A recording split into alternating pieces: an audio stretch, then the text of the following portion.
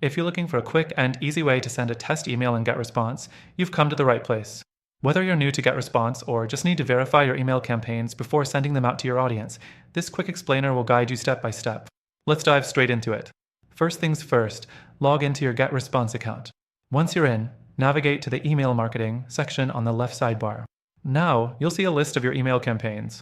Select the one you want to test. When you're inside your email campaign, click on the Test button at the top right of the screen.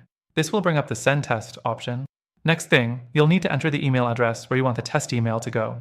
This can be your own email or anyone else's. Just make sure the email you input is one where you can easily check the result. After that, click Send Test Message. Simple as that. You should receive the test email within a few minutes.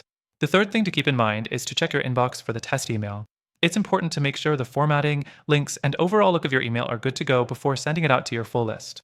You want to avoid any embarrassing mistakes, and sending a test email is the best way to ensure everything is perfect. Now, one thing that's a little tricky with GetResponse is that the testing feature doesn't offer much customization. For example, it's not easy to test emails for different devices or email clients, which can sometimes affect how your emails appear to your audience. The fourth thing, what if you want to test a follow-up email or an autoresponder series? In that case, you can do a similar process, but you'll need to go into the Automation tab instead of your campaign. This is where you can ensure your follow-ups are also properly set up before they go live.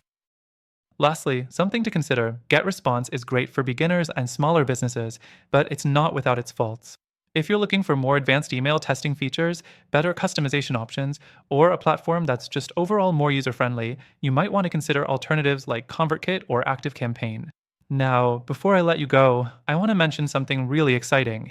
In this video, I'm sharing an exclusive, extended free trial to GetResponse. But hang tight.